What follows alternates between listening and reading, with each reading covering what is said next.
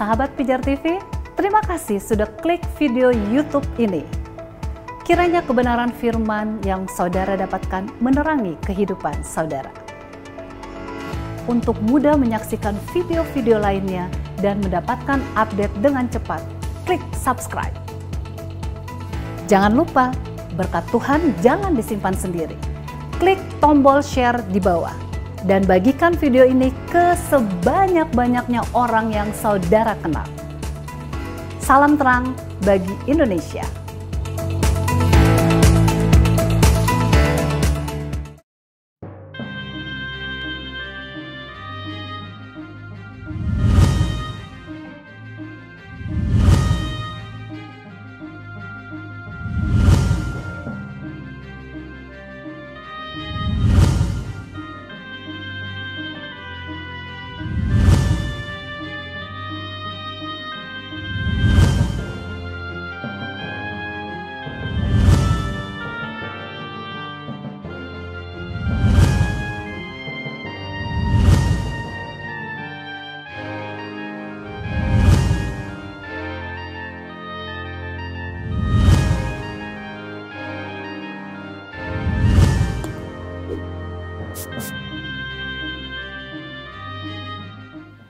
Selamat datang di program Buka Mata bersama Dr. Bambang Nursena. Inilah sebuah program yang menjelaskan dan menjawab kesalahpahaman yang terjadi seputar pemahaman terhadap kekristenan. Melalui program ini kami mengajak saudara-saudara bersama-sama belajar dengan kami memahami kekristenan secara benar agar kesatuan yang sudah kita bangun tidak cedera dengan perbedaan kita. Hari ini kita akan khusus membahas tema apa makna Kristus dalam penggenapan hukum Taurat. Kita semua tahu bahwa Kristus adalah penggenap Taurat. Puncak daripada segalanya adalah dirinya menggenapi hukum Taurat dengan kedatangannya. Apakah ketika kita membawa kabar Injil, kita sudah dilengkapi dengan pengetahuan yang benar berdasarkan sejarah kekristenan dan pemahaman akan konteks yang benar? Sangat penting bagi kita untuk memahami secara keseluruhan sejarah dan isi Alkitab kita. Mari kita tidak mudah percaya atau terkontaminasi dengan pandangan-pandangan dan anggapan-anggapan yang belum bisa dipertanggungjawabkan kebenarannya. Sejarah yang penuh bukti adalah mitra bagi iman yang penuh bakti. Kami juga mengajak saudara sekalian untuk berdiskusi bersama kami tentang topik ini melalui WhatsApp dan telepon melalui nomor yang tertera di layar kaca. Tim Respon Pijar TV senantiasa setia melayani saudara.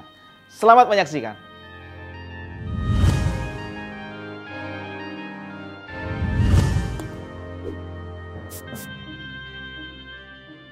Shalom Aleichem Besem Hamashiach. Selamat datang untuk semuanya. Kita akan belajar kembali bersama Baba Nur. Dan tema kita pada kali ini tentang apa makna Kristus dalam penggenapan hukum Taurat.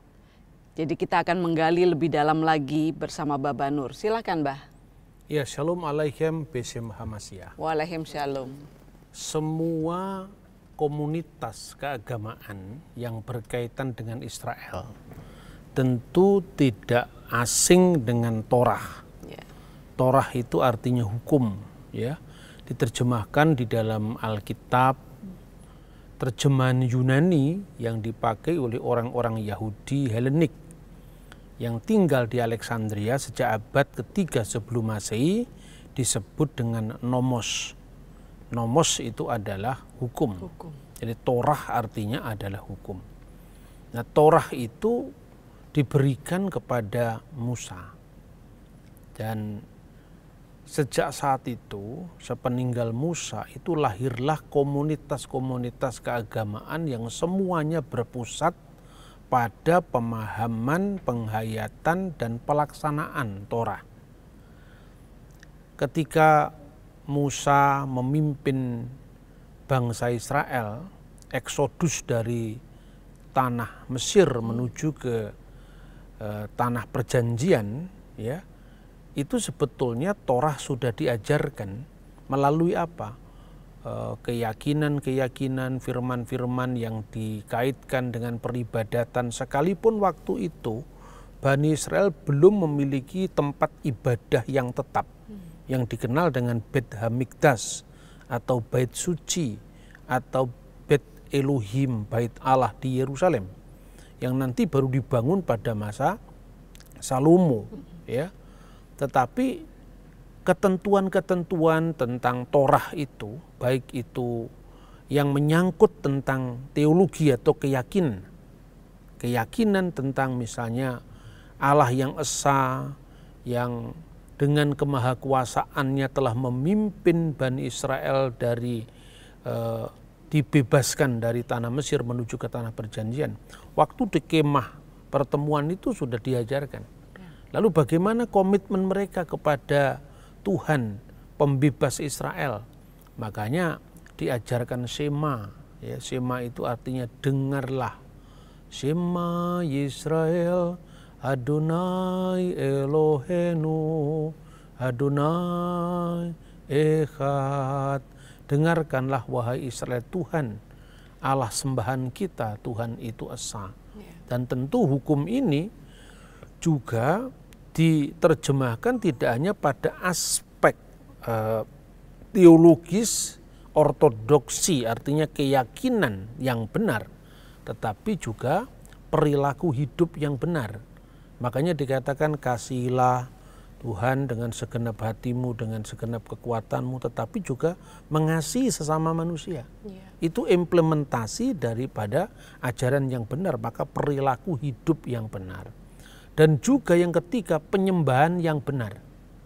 Makanya di kemah pertemuan itu Tuhan mengajarkan dengan sangat detail, mulai dari aturan-aturan peribadatan, hari-hari raya, seperti misalnya 3 kali dalam setahun hendaklah engkau mengadakan perayaan bagiku. Thalot regalim tahok libasana. 3 kali dalam setahun hendaklah engkau mengadakan perayaan bagiku. Dan mula-mula itu yang dirayakan adalah satu tentang Pesah. Pesah itu adalah dilewati. Artinya apa? Dilewati oleh kematian. Dan itu konteksnya kematian anak-anak sulung.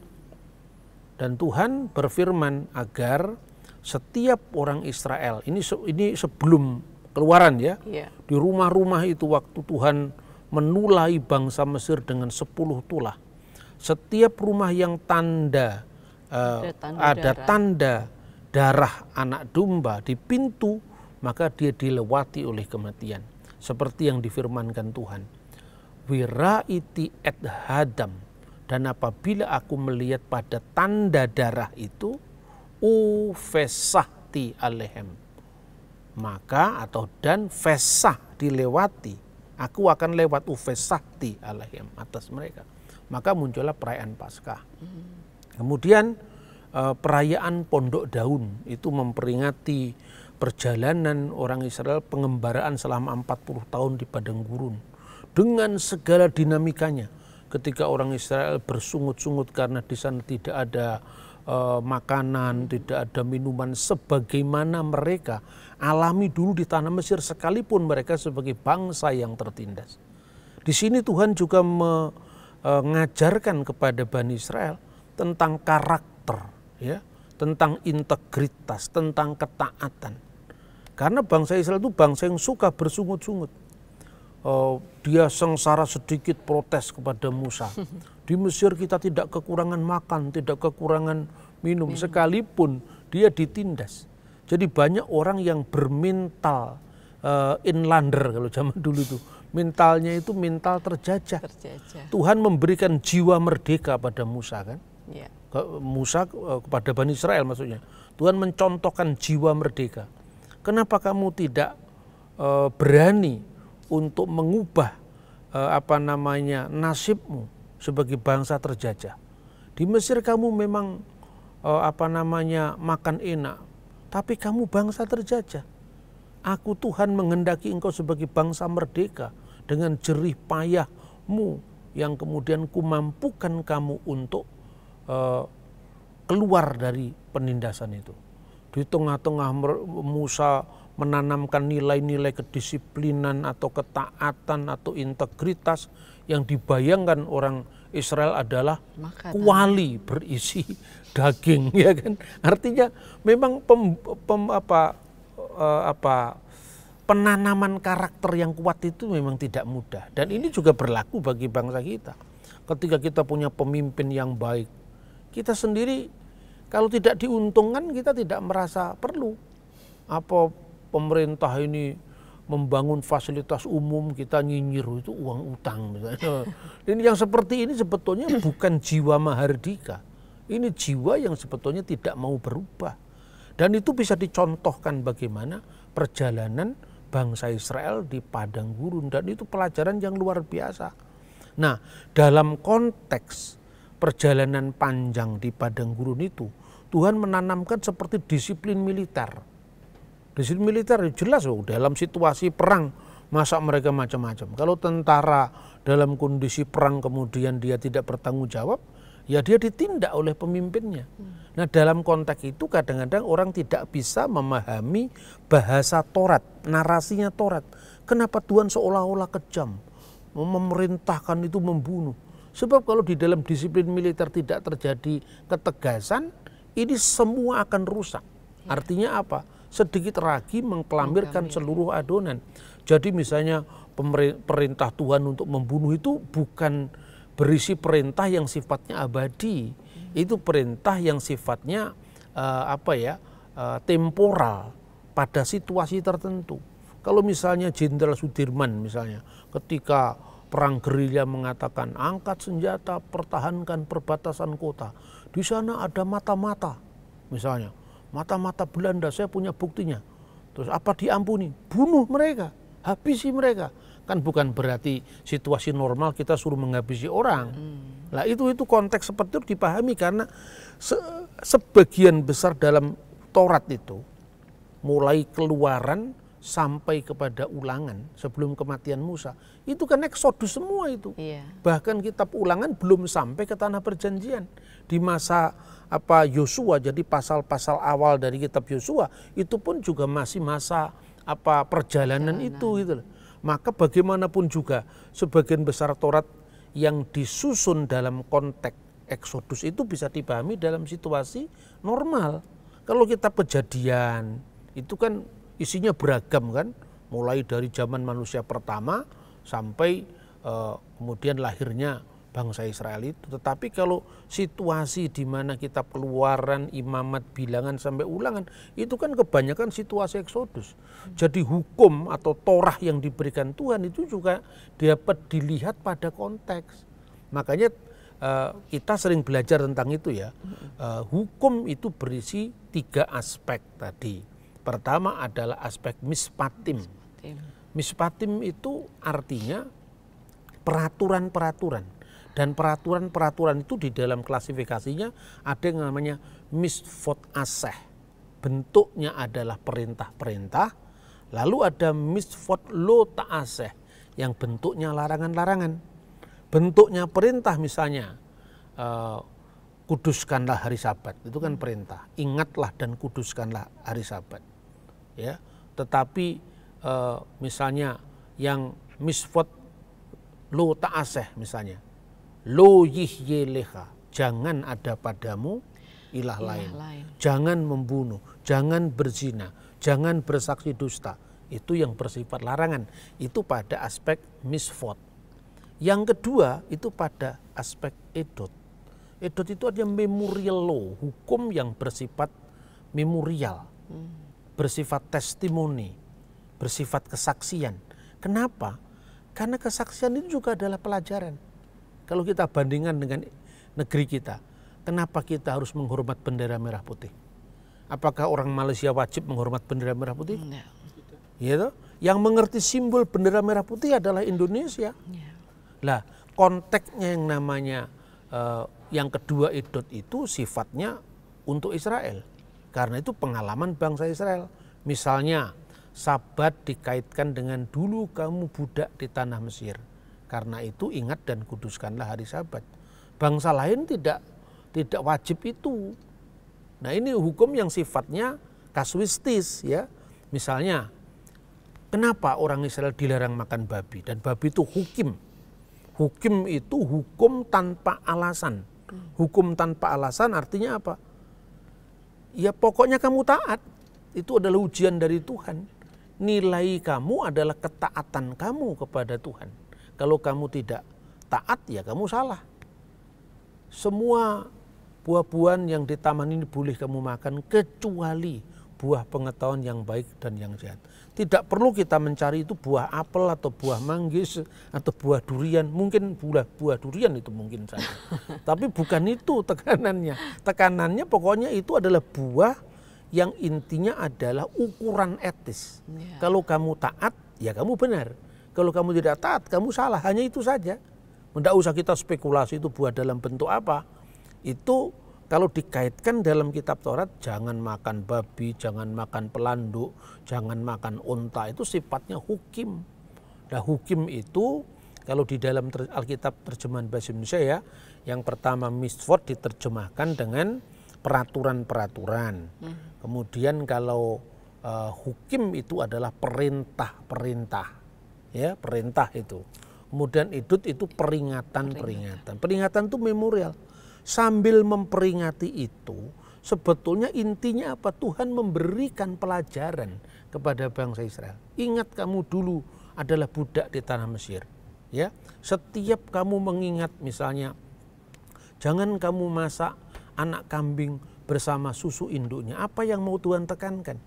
Kamu supaya berhati-hati, jangan sampai kemudian kamu jatuh dalam pemujaan kesuburan kepada Dewi Asera. Nah itu kan yang disimbolkan dengan kesuburan itu ya memasak anak kambing bersama susu induknya. Itu sifatnya apa? Khusus untuk Israel. Ya sifatnya adalah peringatan-peringatan tadi. Seperti tidak boleh makan binatang dari pangkal paha. Yang mengalami itu Yakub, kakek moyangnya bangsa Israel. Kakek moyang kita tidak pernah mengalami itu, ya kan? Betul. Yang pernah mengalami itu jangan kamu makan bruto, itu kan di situ. Meskipun tidak sama persis, tapi artinya itu kasuistis gitu. Kita tidak bisa memahami hukum itu letterlock, ya. Itu namanya bibliolatria itu. Teks itu seolah-olah didewakan, disembah tanpa melihat konteksnya. Nah, seperti itulah kira-kira perjalanan kitab Taurat itu. Makanya bisa saja orang berpikir, ngapain Tuhan tidak boleh makan babi? Padahal nggak boleh ditanya, pokoknya nggak boleh dimakan ya sudah. Tapi pernah ada sepanjang abad ya, baik para pemikir Yahudi maupun para rabi Yahudi itu mencoba mencari jawaban. Karena pada hakikatnya manusia itu ingin tahu. Seperti yang dikatakan oleh filosof namanya Descartes. Cogito ergo sum, aku berpikir maka aku ada. Lek ora mikir ora enek berarti kan sama dengan kambing kan itu kan. Maka hakikat manusia itu berpikir. Makanya orang mencari jawaban. Salah satu jawaban yang diberikan oleh filosof Yahudi yang namanya Philo dari Alexandria yang dilahirkan tahun 20 sebelum Masehi dan meninggal tahun 50 setelah Masehi. Dia mengatakan babi dilarang itu karena babi adalah makanan yang paling lezat di seluruh dunia bagi yang memakannya. Karena Philo sebagai orang Yahudi tidak pernah makan, ya menurut ceritanya yang makan babi adalah binatang yang paling enak, paling lezat di seluruh dunia. Lalu kenapa dilarang? Kenapa yang enak-enak itu diharamkan, dilarang? Kayak Roma Irama. Kayak Roma Irama. Yang enak-enak itu diharamkan, tapi itu beda konteksnya. Dilarang karena apa? Bayangkan bangsa Israel di tengah-tengah ditempa situasi eksodus yang dipikir dalam pikirannya kuali berisi daging. Kalau daging kambing, daging sapi membuat mereka terlena, apalagi daging babi. Itu bukan kata saya. Itu kata dari filosof Yahudi namanya Philo. Dalam bukunya The Special Law, jadi hukum khusus ya. Ada lagi yang memberi jawaban, kenapa babi itu dilarang? Itu terkait dengan ritus korban. Jadi bagi orang Israel, ini jawaban ini bisa salah, bisa benar, karena ini nggak ada di dalam kitab suci dan tidak pernah menjadi hukumnya para rabi. Ini jawaban orang yang mencari solusi dari kenapa ini dilarang. Jadi itu sifatnya tentu subjektif, tapi bisa didengar supaya kita tidak menjadi orang yang seperti bibliolatria tadi. Pokoknya ayatnya di mana, tidak tahu konteksnya, pokoknya ayatnya di mana kan itu kan. Nah padahal konteksnya itu kitab yang ditulis 1300 tahun sebelum Masehi, masa dibaca menurut konteks kita sekarang, gitu? Kita dipisahkan oleh jarak bahasa, jarak budaya, itu jarak hukum yang berlaku, jarak istiadat, adat istiadat itu perlu dijembatani dengan apa? Sejarah dan arkeologi. Bukan sekedar bahasa loh. Sebab kalau bahasa kan itu berubah sesuai dengan konteks budaya. Kita bersyukur karena kita memiliki kitab suci yang bertahan dengan bahasa aslinya dan dibuktikan bukan sekedar dihafal, tetapi justru itu dilestarikan dalam bentuk teks-teks kuno yang dipelihara oleh banyak komunitas keagamaan. Nah, kembali ke babi dilarang tadi. Dalam konteks hukum Taurat, yang namanya korban itu harus anak sulung, laki-laki, ya. Jadi kalau keluarga punya anak sulung laki-laki, anak sulung itu harus dipersembahkan kepada Tuhan. Begitu juga korban persembahan, korban binatang yang sulung laki-laki dipersembahkan kepada Tuhan. Kalau sapi anaknya 4 kan mudah membedakan mana yang sulung, mana yang tidak. Kalau kambing kan anaknya 4, 3. Tapi kalau babi sekali beranak 17. Kira-kira itu mana yang sulung yang mana? Kan sulit menandai. Nah, itu jawaban dari orang-orang yang mencoba memecahkan kenapa ini dilarang, kenapa ini dilarang. Tapi aturan-aturan semacam itu karena mungkin perjalanan sejarah yang panjang dengan segala dinamikanya, maka telah terjadi aliran-aliran dalam Yudaisme. Yang pertama, perpecahan pertama, pra-Yudaisme. Karena yang disebut Yehudim, itu Yehuda yang mendominasi kerajaan selatan ketika Israel pasca Salomo pecah menjadi 2. Yang di sebelah utara menjadi kerajaan Israel di bawah Yerobeam, yang di selatan di bawah putranya Raja Salomo yaitu Rehabeam. Nah, maka disebut Yehudim karena didominasi suku Yehuda. Yang di utara tadi nanti akan muncul kelompok namanya Samaria. Orang Samaria itu entitas kebangsaan sekaligus keagamaan. Mereka mengaku diri sebagai Somer HaTorah, yaitu penjaga Taurat. Ya. Kemudian orang Parisi itu adalah penafsir Taurat. Karena dia menjadi penafsir Taurat, ya, kata Sefer itu sebetulnya tafsiran, maka Sefer Habakuk, tafsiran Nabi Habakuk. Itu termasuk di naskah-naskah Laut Mati misalnya. Maka dia punya Taurat lisan, Torah Sebealpe, selain Torah Sebiktav. Lah orang-orang Saduki hanya menerima Torah tertulis, menolak yang namanya Torah lisan. Tapi orang Parisi menyebut sebagai penafsir Torah. Lalu orang Eseni itu mereka yang memisahkan diri ketika di bawah pimpinan, kemungkinan itu adalah Onias keempat sebagai imam besar yang berhak di Yerusalem karena jabatannya direbut oleh Yonatan Makabe. Itu zaman kira-kira abad kedua sebelum Masehi, mendirikan sebuah paguyuban, ya. Makanya dia bergelar dengan Moreh Hayahat, guru paguyuban, atau Moreh Hasadek, guru kebenaran. Dan mereka mengaku diri sebagai apa? Ose HaTorah, sebagai pelaku Taurat, pelaksana Taurat. Jadi ada penafsir Taurat, ada penjaga Taurat, ada pelaku Taurat. Dan Kristus itu adalah penggenap Taurat. Maka disebut Sof HaTorah. Jadi puncak dari daripada itu kan kita orang Kristen, Kristus adalah penggenap Taurat. Apa artinya menggenapi? Menggenapi itu Taurat yang dulu terdiri dari aturan-aturan, peraturan-peraturan, peringatan-peringatan, ya, perintah-perintah itu digenapi dengan kedatangan Kristus. Karena juru selamat ini bukan hanya miliknya bangsa Yahudi, karena melalui janji Tuhan kepada Abraham dalam Kejadian pasal 12 ayat 3, olehmu semua kaum di muka bumi, oleh Abraham dan oleh keturunan Abraham, semua kaum di muka bumi akan mendapatkan berkat, berarti itu berkat bagi seluruh bangsa-bangsa, baik Yahudi maupun bukan Yahudi. Nah makanya kedatangan Kristus itu menggenapi, baik orang Yahudi maupun bukan orang Yahudi, tidak ada lagi pemisah. Karena Kristus itu penggenap Torah. Gambaran paling sederhananya begini, Torah kan bisa berisi simbol-simbol, lambang-lambang. Misalnya, ketika Presiden Republik Indonesia mau datang ke Kota Malang, fotonya Pak Jokowi kita pasang di mana-mana, setiap ruas jalan, selamat datang Bapak Presiden. Begitu presidennya datang, orang tidak lihat gambarnya lagi kan?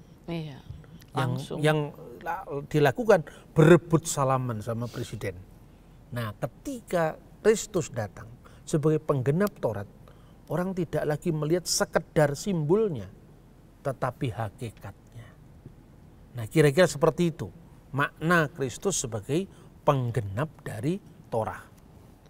Ya, terima kasih banyak Bah untuk penjelasannya, dan ini cukup membuat kita semakin paham tentang makna Kristus sebagai penggenap hukum Taurat, karena kajian-kajian yang lalu kita sudah juga banyak membahas tentang hukum Taurat dan hukum Nuh ya.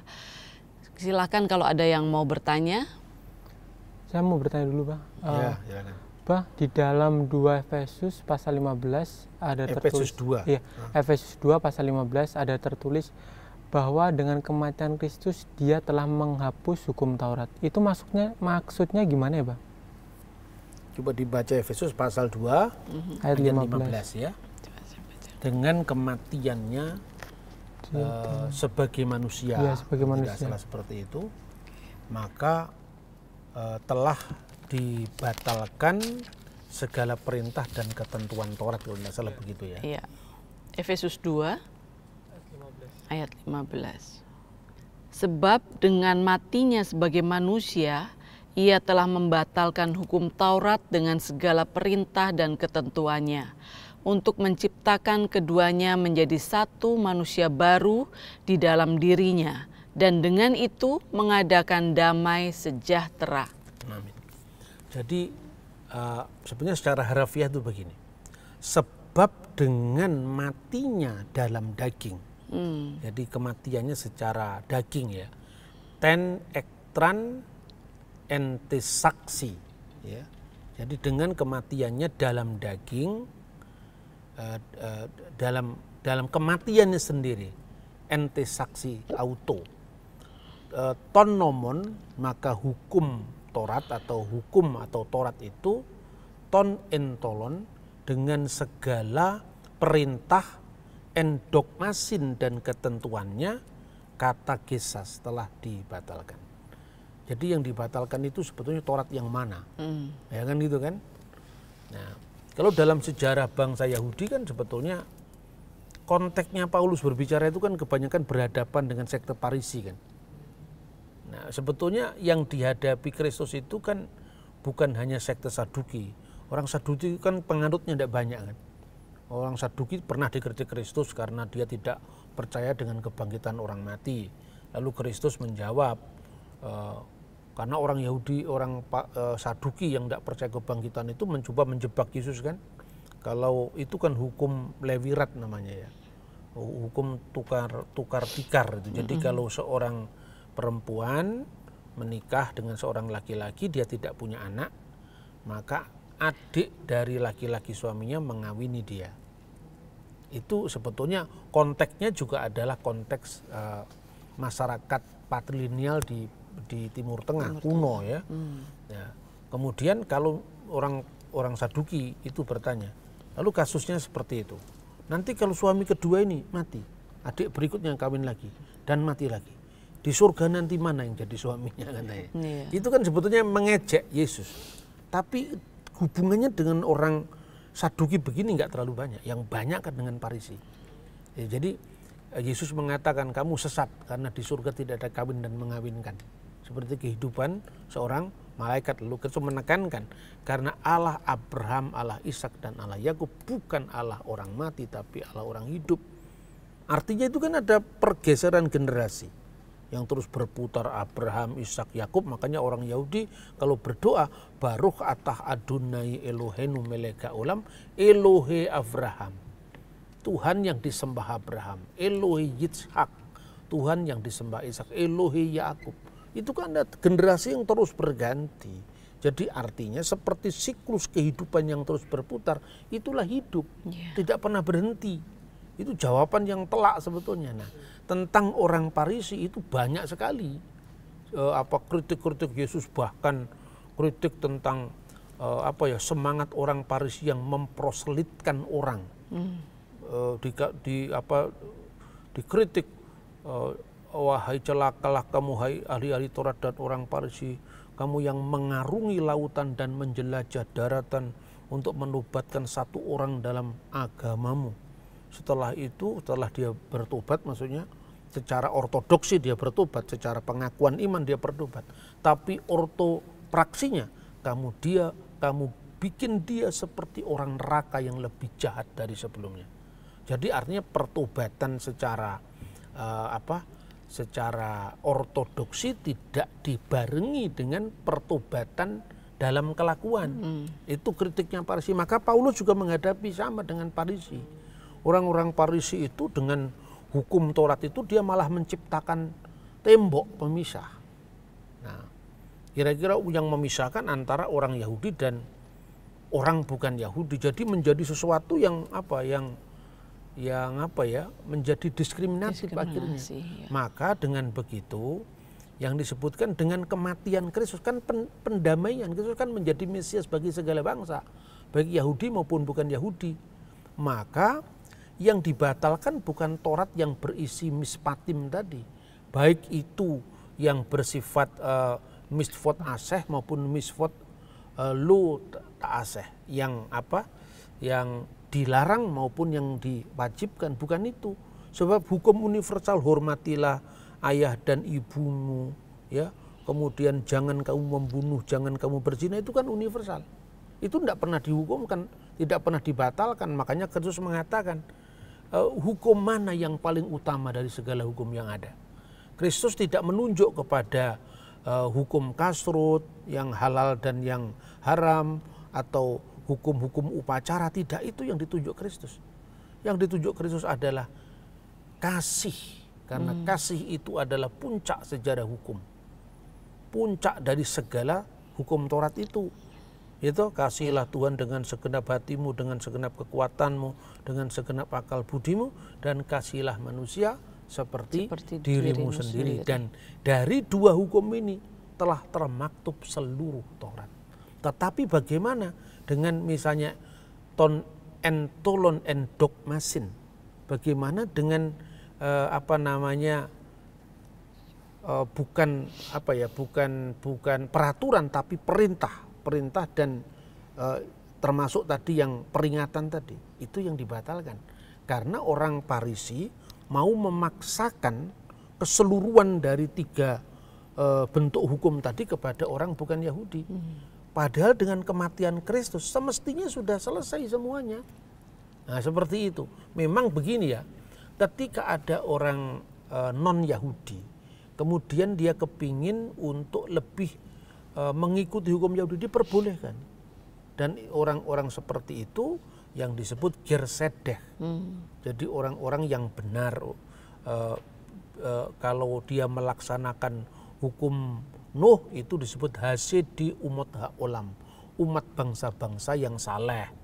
Nanti begitu dia menjadi Yahudi, ya menjadi gersedeh, orang asing yang benar karena menerima hukum Yahudi. Itu pekerjaan orang Farisi.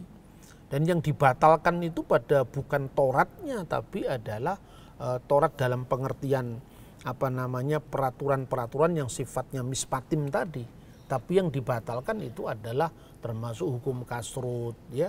Karena apa? Karena itu kan dipaksaan orang Farisi terhadap orang-orang bukan Yahudi, seperti disebutkan dalam Kisah Rasul pasal 15 ayat 5, ya, bahwa orang Farisi yang sudah menjadi percaya memaksakan hukum sunat dan hukum Musa kepada orang non Yahudi yang menjadi percaya. Nah, kira-kira seperti itu. Iya. Terima kasih, Bang. Ada lagi? Ya, saya. Saya ingin bertanya, sebenarnya apa yang disebut tembok-tembok pemisah perseteruan antara umat non-Yahudi dan non-Yahudi, Pak? Umat Yahudi dan non-Yahudi. Itulah yang sebetulnya sekalipun ini sekalipun perumusan ini setelah zaman abad pertama ya tadi seperti kompilasi Talmud tadi, itu yang disebut dalam Pirkei Avot. Jadi etika bapak-bapak bangsa yang disebut dengan Ve'asu Seyak Latorah, membangun pagar mengelilingi Torat. Apa itu maknanya? Karena Torat itu kan fungsinya ada 3. Pertama adalah fungsi sebagai bahan pertimbangan hukum, yang kedua adalah fungsi edukatif untuk mengajar para murid, dan yang ketiga Ve'asu Seyak Latorah, membangun pagar mengelilingi Torat. Sebetulnya ini bagus.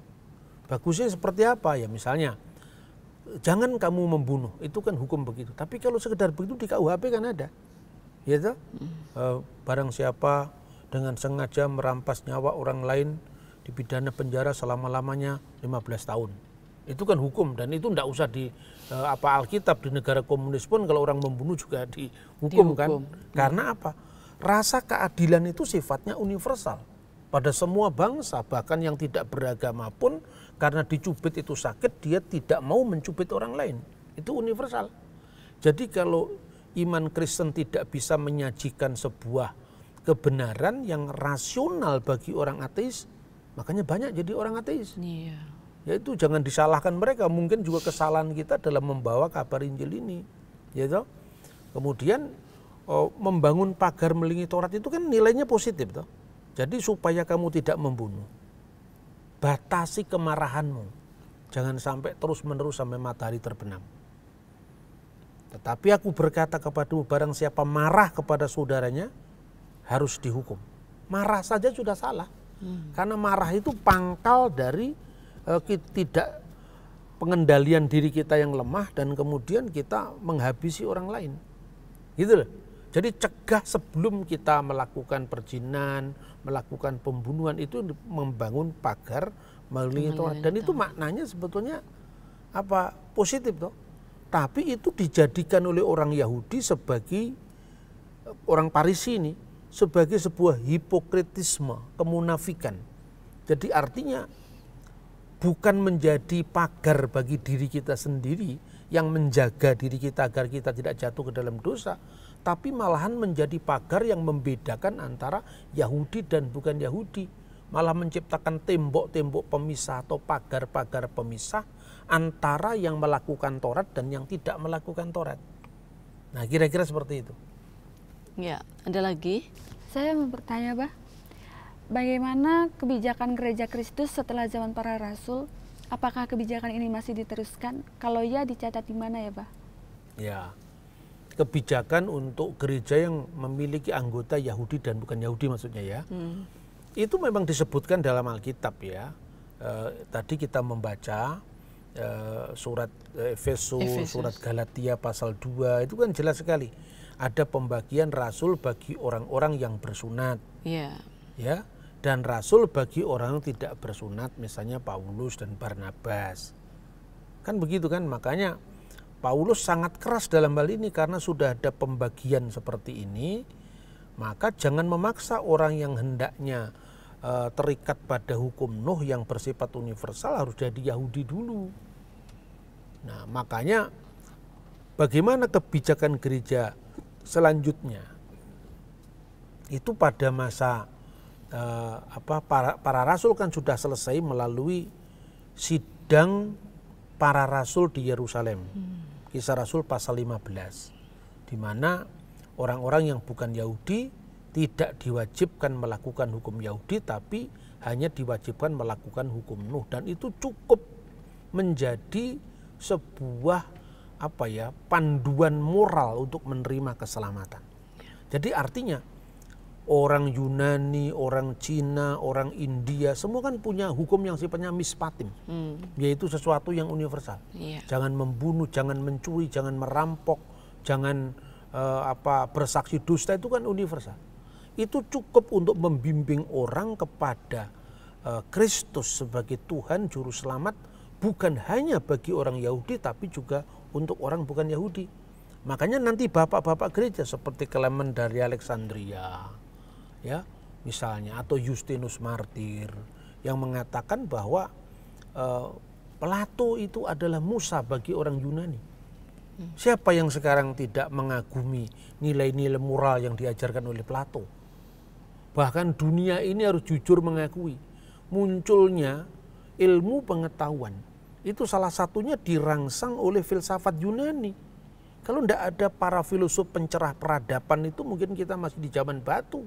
Karena jujur dikatakan, kita berpikir sehat secara analitikal itu kan dari Yunani. Iya. Kan seperti itu kan.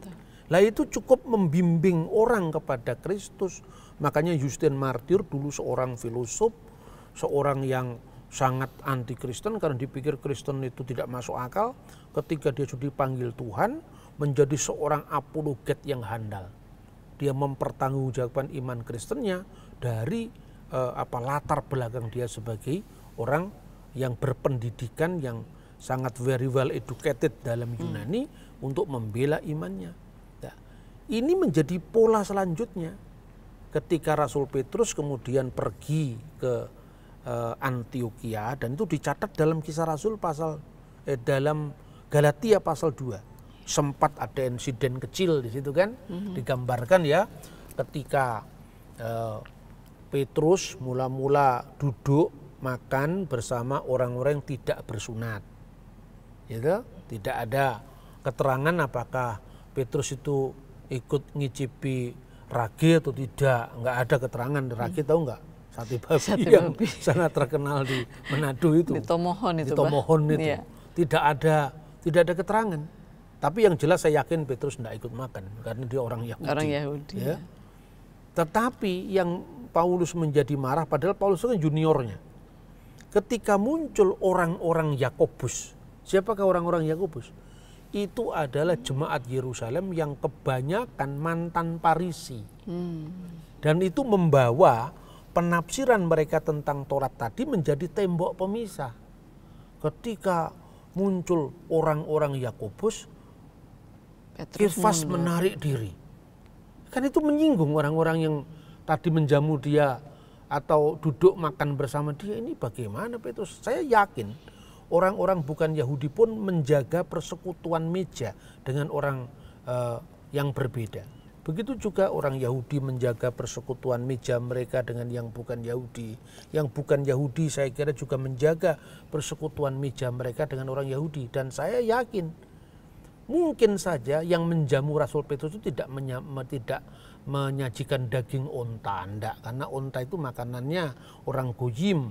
Petrus bukan orang Goyim. Saya yakin bahwa yang menjamu Rasul Petrus itu mungkin tidak makan kelinci seperti yang di Telaga Sarangan itu. Saya kira enggak. Itu persekutuan meja ya. Jadi seperti itu. Kemudian Petrus menarik diri. Paulus marah, lah itu yang kemudian dibesar-besarkan oleh penganjur Injil Barnabas. Seolah-olah Petrus bertentangan dengan Paulus. Lah itu pertentangan soal etis kok, bukan soal teologis kok. Kan itu ndak etis, kamu itu duduk makan bersama, apa ndak nyinggung perasaannya yang jadi tuan rumah begitu kelompok garis keras ini datang, orang-orang mantan Farisi tadi. Itu problemnya gereja mula-mula.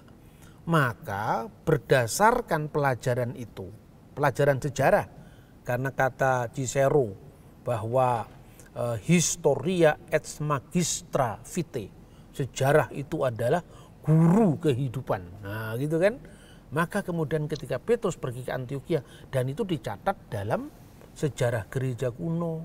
Bisa dibaca pada buku-buku sejarah gereja yang ditulis oleh Eusebius dari Kaisarea, oleh tulisan Irenaeus, itu disebutkan ya, bahwa disitulah Petrus kemudian memilih dua pemimpin. Pemimpin yang pertama itu Evodius karena latar belakangnya bukan Yahudi, untuk melayani orang-orang atau jemaat yang berlatar belakang bukan Yahudi yang jumlahnya 80%. Sementara Ignatius dari Antioquia sekalipun dia masih sangat muda, tapi di bawah bimbingan Yohanes dan di bimbingan Petrus, maka dia pemimpin kembar kan, itu kan ada yang senior ada junior. Karena yang junior ini memimpin umat yang berlatar belakang Yahudi supaya tidak ada batu sandungan. Nah nanti kalau yang mimpin bukan Yahudi, Yahudinya tidak mau karena takut kalau piringnya kena minyak babi kan gitu kan. Itu dijaga dalam gereja kuno itu loh. Jadi gereja itu sudah terbiasa mengalami kehidupan beragam seperti ini, termasuk soal makanan. Nah kemudian itu dicatat di mana? Pertanyaan gitu. Dicatat di dalam surat Ignatius kepada jemaat di Magnesia. Nah, dalam surat itu dia menyayangkan kenapa orang mau percaya Kristus kok dipaksa harus jadi Yahudi dulu. Apa itu tidak membebani? Betul. Apakah orang itu kurang layak di depan Tuhan kalau dia melaksanakan hukum Nuh, melaksanakan hukum bagi bangsa-bangsa? Bahwa ya ada orang bukan Yahudi yang kemudian kepingin mengikuti cara Yahudi dalam cara makan, dalam cara hidup, itu boleh-boleh saja. Itu yang disebut sebagai orang asing yang benar. Ya. Meniru contoh orang Yahudi. Misalnya kalau di gereja modern ya, itu ada kelompok Advent hari ke-7 misalnya. Dia tidak makan babi, dia merayakan hari Sabat. Ya itu saya kira tidak salah. Tetapi menjadi salah apabila dia menuduh yang merayakan hari Minggu katanya hari Dewa Matahari, itu jadi salah.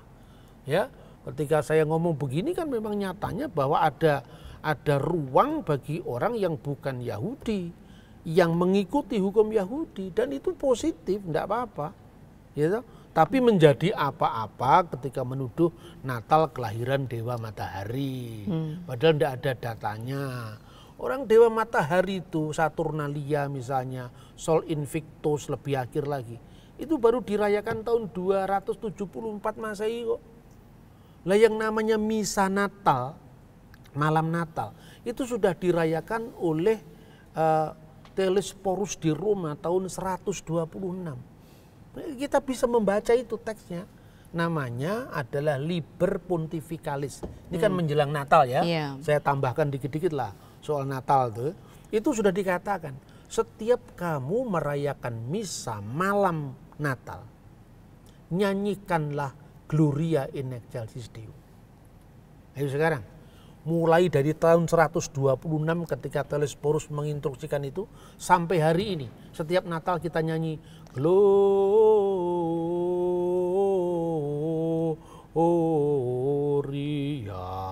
in Excelsis Deo.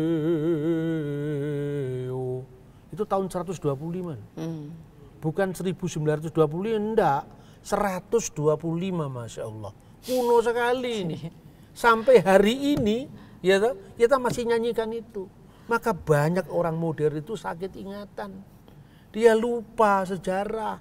Makanya kemudian jadi ekstrim, jadi fanatik, hantam kromoisme, menghantam orang yang lain. Itu yang terjadi kan. Setelah tahun 126, lah, orang nanya ke saya, mana Pak, di situ tanggalnya belum ada. Kalau sudah bicara tentang misa malam Natal dan ada catatan pendampingnya minimum kira-kira beberapa puluh tahun setelah itu, dan tidak ada data lain yang bertentangan dengan itu, ya berarti benar dong. Artinya apa? Sesuatu yang tidak ditulis secara eksplisit, kalau tidak ada yang membantah, berarti ya itu benar.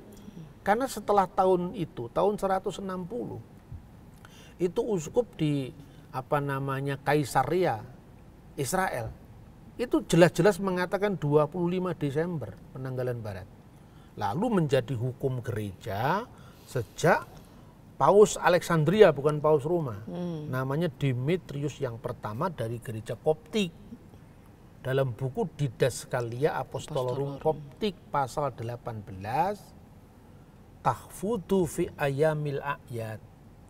Ya ikhwatana, wahai saudara-saudaraku, tetapkanlah pada hari-hari perayaan kita Id Milad Rabbuna Yesus Al-Masih, yaitu perayaan kelahiran Yesus Kristus, Juru Selamat kita, Tuhan kita. Wa kamaluhu, tepatnya pada tanggal 29 bulan Mesir keempat yang bertepatan dengan tanggal 25 bulan Ibrani ke-9. Itulah perayaan Hanukkah sebetulnya. Jadi Kristus itu lahir bersamaan dengan perayaan penahbisan Bait Suci. Lah ini catatan dari tahun 129, catatan dari tahun 160, catatan dari 126. Masa dibatalkan oleh buku orang dari abad 19 yang ditulis oleh itu Paul Ernest Jablonski. Itu Natal adalah perayaan Dewa Matahari. Sombong kali kau, kata orang Batak. Mana datanya? Itu yang terjadi. Ya, jadi itu tadi bagian dari kebijakan oikumenis yang dibuat oleh para rasul. Ya makanya dicatat itu dalam surat Magnesia. Bang, mau lanjutkan penjelasan Baba yang tambahan tadi tentang perayaan Natal. Kita tahu ada perbedaan-perbedaan antar gereja ya. Ada yang gereja barat 25 Desember, kemudian di Koptik itu tanggal 6-7, kemudian di Armenia juga berbeda. Itu bagaimana Abah bisa menjelaskan itu? Ya kalendernya beda. Ya karena kalendernya beda itu kalender gereja itu kan memiliki banyak sistem. Ada sistem Komaria, pakai kalender bulan itu kalender Yahudi. Ada sistem Samsiah. Samsiah itu enggak satu loh. Ada Gregorian, ada Julian, ya. Tapi gini juga sakit ingatan lagi kita. Kalender kita ini pernah berubah tahun 1582. Di bulan Oktober itu dipotong 11 hari. Jadi dari tanggal 4 ya langsung tanggal 15. Jadi tanggal 4, tanggal 5, 6, 7, 8 tahun 1582 itu enggak ada. Jadi kalau orang mengatakan dilantik jadi uskup tanggal 6 Oktober tahun 1580 mesti bohong, kalendernya enggak ada kok di barat. Tapi kalau di timur ada. Nah karena kalendernya itu dipotong untuk apa? Nah ini rumit tapi ya bisa dijelaskan. Tetap bisa dijelaskan, wong dokumennya ada. Ya toh? Karena begini, kalender matahari itu kan 364 hari. Kalau kabisat beda lagi, 364, 365. Lah kalender bulan itu berapa hari? 354 hari. Makanya kan geser terus sekarang. Kalau Yesus itu dilahirkan tanggal 25 bulan Kislev, itu kan bulan Ibrani, kalender bulan. Nah, tahun ini sama dengan tahun Masehi. Tahun depan geser lagi. Karena setiap tahun selisih 10 hari. Tapi orang Yahudi itu pinter-pinter. Makanya untuk menyesuaikan, membuat mensinkronkan ya antara kalender matahari dan kalender bulan yang 10 hari itu 11 hari tadi, dibuat yang namanya bulan ke-13. Nah orang-orang Indonesia yang suka mengkritik Natal, Anda tidak ngerti bulan ke-13, yang kok pikir gaji ke-13. Itu persoalannya. Untuk apa itu disinkronkan? Ya, karena selisih 10 hari tadi disinkronkan supaya apa? Supaya Paskah tanggalnya tetap musim semi. Sebab kalau nggak disinkronkan dengan bulan ke-13, Adar Seni dan Adar Rison. Adar Rison itu ada Adar pertama, Adar Seni itu Adar kedua. Ya, Musa itu lahir tanggal 7 bulan Adar. Adar Rison. Meninggal tanggal 7 bulan Adar Seni. Itu ada catatannya oleh orang Yahudi. Seperti itu ya. Nah karena untuk apa dicatat? Supaya Paskah tetap musim semi. Jadi tidak seperti kalendernya saudara Muslim. Yang Idul Fitri bisa muter dari Januari ke Januari. Karena apa? Selisihnya tadi tidak dihitung. Nah di Barat juga seperti itu. Mula-mula Paskah Kristen itu kan patokannya kan kalender Yahudi, bulan purnama kan patokannya. Lah, padahal Paskah Kristen tidak lagi Paskah keluaran dari tanah Mesir, tapi Paskah kebangkitan Yesus jatuhnya hari Minggu, gitu. Paskah Yahudi patokannya bukan hari Minggu kebangkitan Yesus, tapi bulan purnama. Akibatnya tahun ini, masih selisih sekian hari. Tahun ini selisih lagi, begitu 100 tahun. Selisihnya kok bisa banyak. 1 hari, 200 tahun selisihnya 2 hari, 300 tahun, selisihnya 300 hari, sampai kira-kira selisih 11 hari, bingung yang bikin kalender di barat, Paus Gregorius. Kalau gitu dipotong aja kalendernya. Akibatnya sebelum sampai 25 Desember sudah jadi 25 Desember. Jadi sebetulnya 20 Desember gereja barat itu mestinya masih tanggal sekitar 14.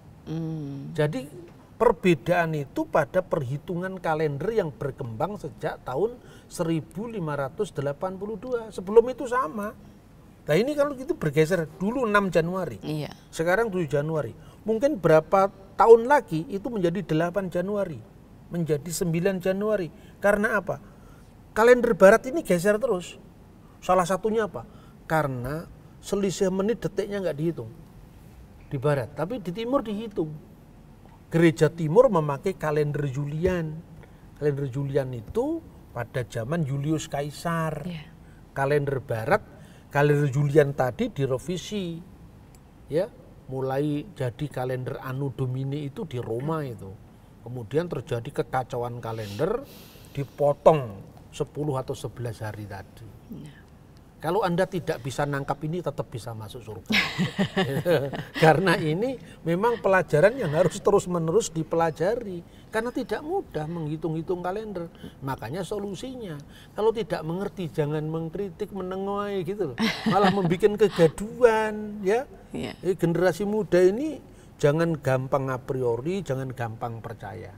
Oke, kalau di tempat lain biasanya kalian mendengar kata percayalah, percayalah. Kalau di sini saya nggak mengatakan, ojo gampang percaya. Jangan mudah percaya, cek and recheck dulu. Karena ini musimnya hoax. Saya kira itu ya, semoga ini bisa memberi pencerahan. Ya, terima kasih banyak, Bah. Kita semakin diperkaya ya dengan pemahaman sejarah. Saya jadi ingat perkataan Baba Nur yang biasanya diucapkan bahwa sejarah yang penuh bukti adalah mitra bagi iman yang penuh bakti. Betul ya, Bah? Amin. Ya. Terima kasih teman-teman semua, adik-adik yang sudah belajar dengan Baba Nur. Kita akan bertemu lagi di kajian berikutnya. Shalom Aleichem, Besem Hamasiyah. Waalaikumsalam, Besem.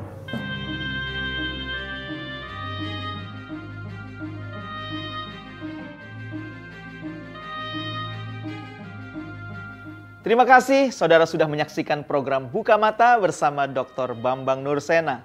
Kiranya pembahasan di dalam program ini membantu kita memahami kekristenan dengan dasar sejarah yang benar. Produksi program ini didanai oleh donasi saudara kepada Pijar TV yang memampukan kami menyiarkan program ini ke seluruh pelosok Indonesia. Bagi saudara yang ingin ikut berpartisipasi dalam mendanai kelangsungan program ini, silakan mengirimkan ke nomor rekening yang tertera pada layar kaca. Dan bagi saudara sekalian yang ingin berdiskusi bersama kami tentang topik ini melalui WhatsApp dan telepon, silakan hubungi kami melalui nomor yang tertera di layar kaca. Tim Respon Pijar TV senantiasa setia melayani saudara. Sampai jumpa di episode berikutnya. Salam terang bagi Indonesia.